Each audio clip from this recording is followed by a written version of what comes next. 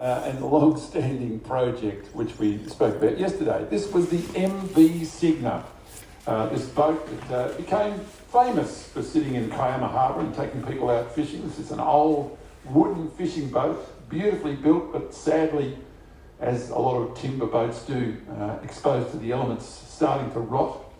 It was bought a few years ago, transported to a yard in Albion Park, and thanks to a group of volunteers, 5 or 6 retired blokes who were working sometimes 5 and 6 days a week on this, it has been brought back to even better than new condition. It was absolutely gorgeous when I went down to Kiama Harbour yesterday to see it craned into the water. There was applause, there were dozens of people lining the wharf to see this boat float again. First of all, let's hear a little bit from the boss, the owner, John Hanson.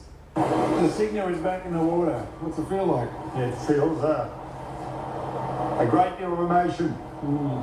2 years, hard work, and to see it bobbing around in the same spot it come out 2 years ago, it's amazing.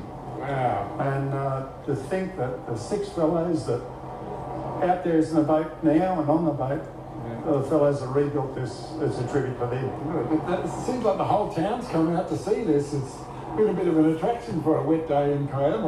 Well, the Signa is part of Kiama. It's been an absolute and utter icon here over the years. It arrived here in 2006. Yeah. And there's a lot of people have been to sea on it. There's been a lot of people who've enjoyed fishing on it. So to see it back where it is now and in the condition it's in, it's really great, and that's what the people have come to see. I know, it's funny, I was just talking to the boss of the cranes, and he'd been out on a charter many years ago and saw it in its original condition. But were you ever worried about its seaworthiness, or you just knew it was going to sit beautifully like this? Well, you always worry because we're re-engined it, but the main thing is we knew the boat was structurally sound in the hull when we bought it. That was the only thing that was sound.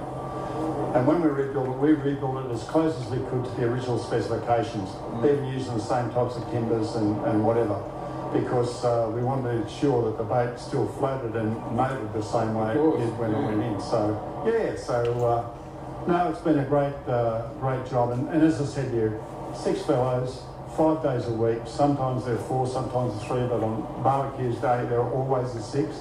And all of us in different backgrounds. We've got painters, a financier, electrician, people that used to work on council, just a great group of fellas, cabinet maker, a builder. So it's been tremendous, and without them it would never have happened. It does look like a fine piece of furniture. The timber and the chrome and the detail. Well, all of that timber work you see in the cabin's Burmese teak.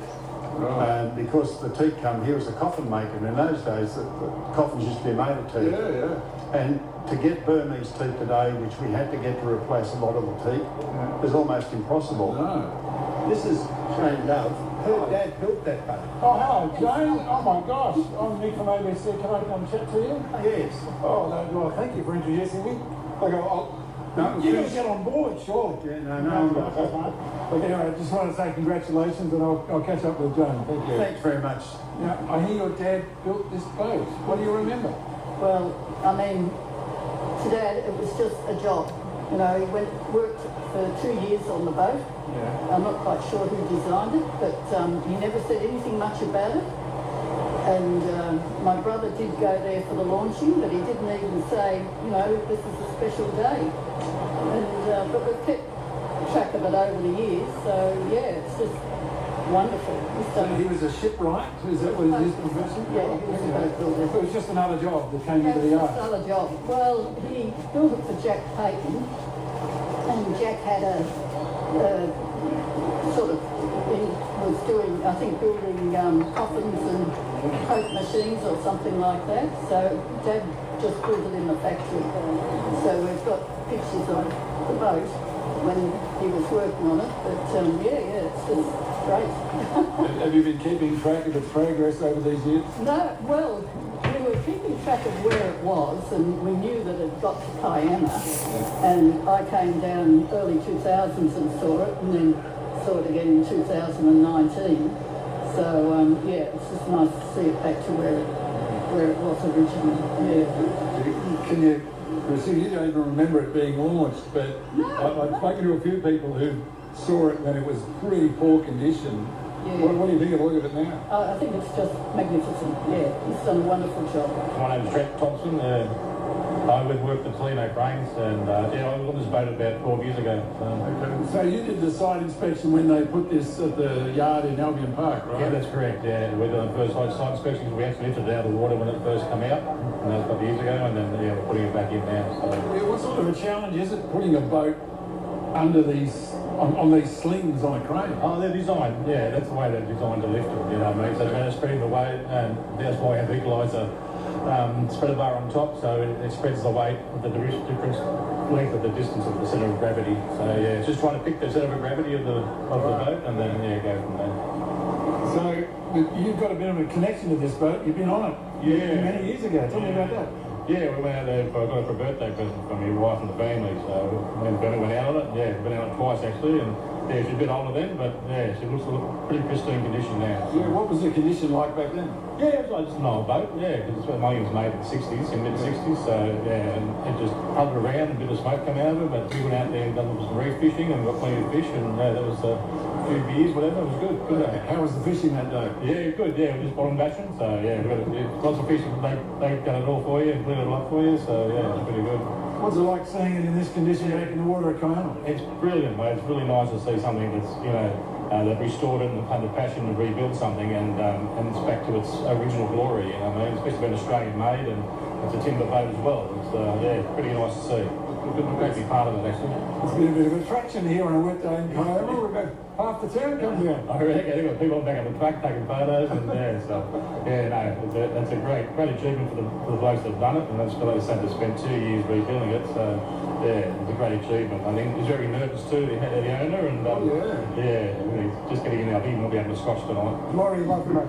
Tell me about your journey with the Signa. I got press gang. Yeah. That's the old term. Yes. Shanghai. Yeah, I got sucked in. What was your main job? I'm a retired builder, carpenter joiner. And what about on here? Was it the timber work you were doing? Yeah, mostly. Yeah. What was the condition of it like when you got to it? Horrible. Horrible. Yeah. What did you have to do? Disgraceful. Well, you can see through the roof and through the front deck from underneath. Yeah. And the thing was just full of water and everything was rotten.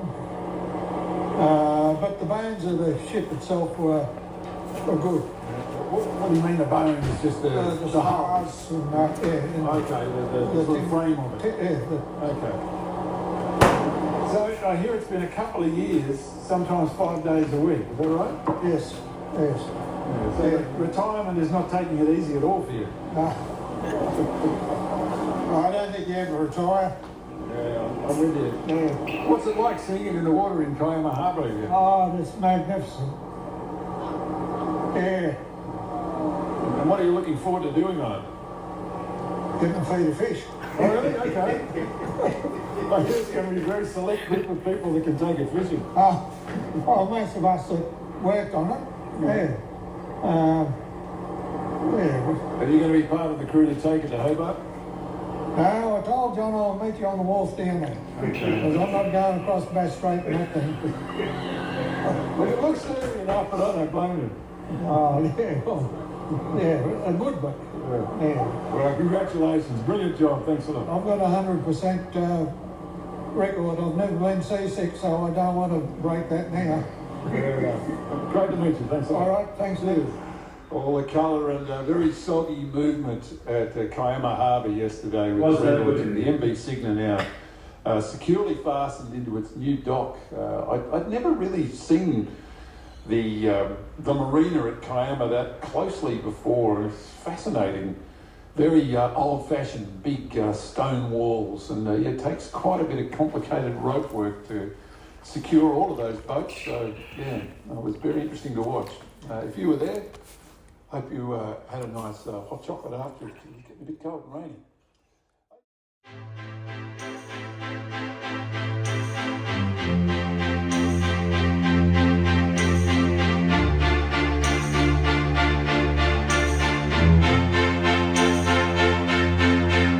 Don't ask me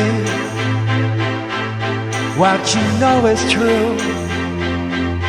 Don't have to tell you I love your precious heart. I was standing, you were there. Two worlds collided, and they could never tear us apart.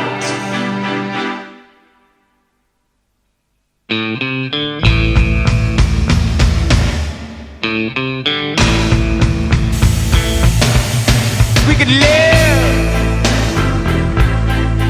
for 1,000 years, but if I hurt you, I make wine from your tears. I told you that we could fly, 'cause we all have wings, but some of us don't know why. I was standing, you were there. Two worlds collided, and they could never, ever tear us apart.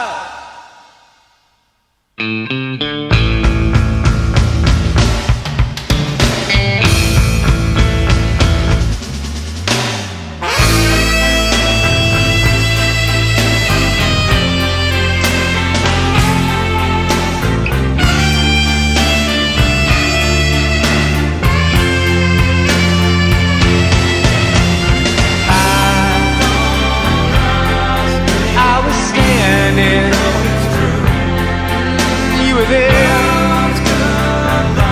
Two worlds collided, and they could never tear us apart. You were standing, I was there. Two worlds collided, and they could never tear us apart.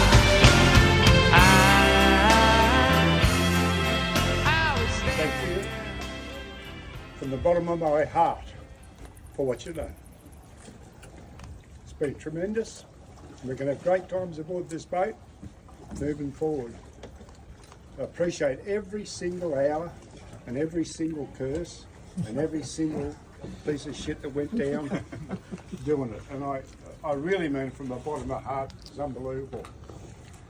I want to thank this lady for her patience and her support. How come we all don't get a kiss? That's going to come to nothing. I couldn't have done it, and Rex and I couldn't have done it without you. Rex has been fantastic. Smokey never stopped. Mainly got there, never stopped. And when I wasn't working, I was supervisor. That's exactly right.